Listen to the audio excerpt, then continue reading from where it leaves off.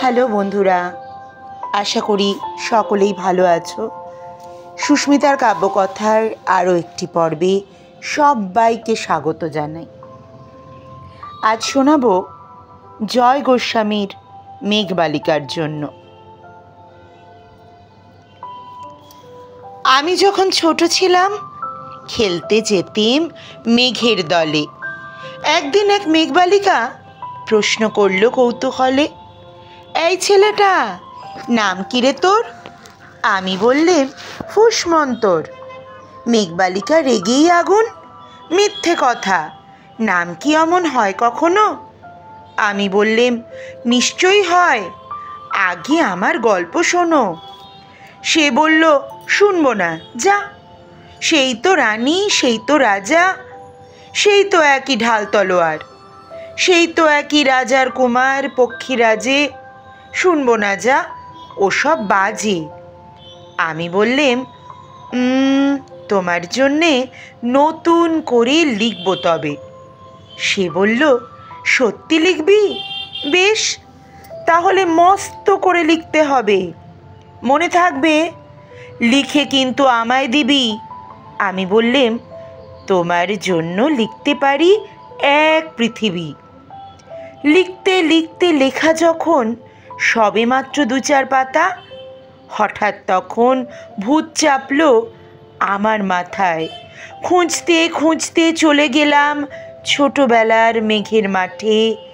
গিয়ে দেখি চেনা মুখ তো একটিও নেই এই তল্লাটে। একজনকে মনে হলো ওরই মধ্যে অন্য রকম। এগিয়ে গিয়ে বললেম তাকে, তুমি কি সেই মেঘবালিকা? তুমি কি সেই? সে বলল, মনে তো নেই, আমারও সব মনে তো নেই। আমি বললেম, তুমি আমায় লেখার কথা বলেছিলে। সে বলল, সঙ্গে আছে, ভাসিয়ে দাও গাঙের ঝিলে। আর হ্যাঁ, শোনো, এখন আমি মেঘ নই আর, সবাই এখন বৃষ্টি বলে ডাকে আমায়। বলেই হঠাৎ এক পশলায় চুল থেকে নখ আমায় পুরো ভিজিয়ে দিয়ে অন্য অন্য বৃষ্টি বাদল সঙ্গে নিয়ে মিলিয়ে গেল খরস্রোতায়।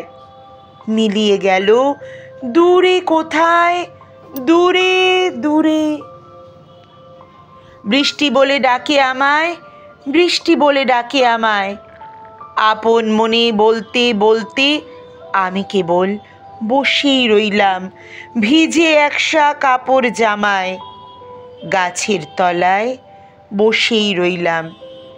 বৃষ্টি নাকি মেঘের জন্য?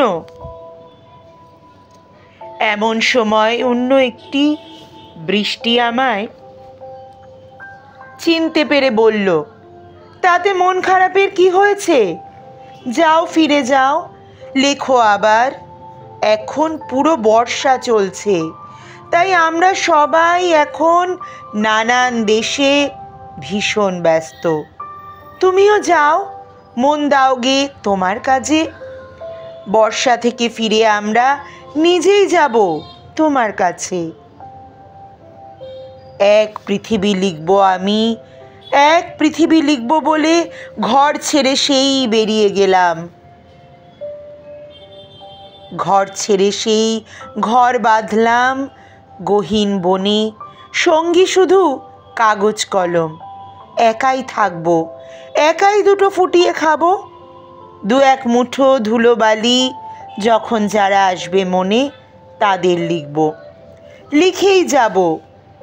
এক পৃথিবীর 100 রকম স্বপ্ন দেখার সাধ্য থাকবে যেই রূপকথার, সেই রূপকথা আমার একার। ঘাড় গুঁজে দিন লিখতে লিখতে, ঘাড় গুঁজে রাত লিখতে লিখতে, মুছেছে দিন মুছেছে রাত যখন আমার লেখবার হাত অসাড় হলো। মনে পড়ল সাল কি তারিখ, বছর কি মাস, সেসব হিসেব আর ধরিনি। লেখার দিকে তাকিয়ে দেখি এক পৃথিবী লিখব বলে একটা পাতাও শেষ করিনি। সঙ্গে সঙ্গে ঝমঝমিয়ে বৃষ্টি এলো খাতার উপর আজীবনের লেখার উপর। বৃষ্টি এলো এই অরণ্যে, বাইরে তখন গাছের নিচে নাচছে ময়ূর আনন্দিত। এ গাছ ও গাছ, উড়ছে পাখি, বলছে পাখি, এই অরণ্যে কবির জন্য আমরা থাকি। বলছে ওরা, কবির জন্য আমরা কোথাও, আমরা কোথাও, আমরা কোথাও হার মানিনি। কবি তখন কুটির থেকে তাকিয়ে আছে অনেক দূরে, বনের পরে, মাঠের পরে, নদীর পরে, সেই যেখানে সারা জীবন বৃষ্টি পড়ে, বৃষ্টি পড়ে, সেই যেখানে কেউ যায়নি, কেউ যায় না কোনো দিনই। আজ সে কবি দেখতে পাচ্ছে সেই দেশে, সেই ঝর্ণা তলায় এদিক ওদিক ছুটে বেড়ায় সোনায় মোরা মেঘ হরিণী, কিশোর বেলার সেই হরিণী।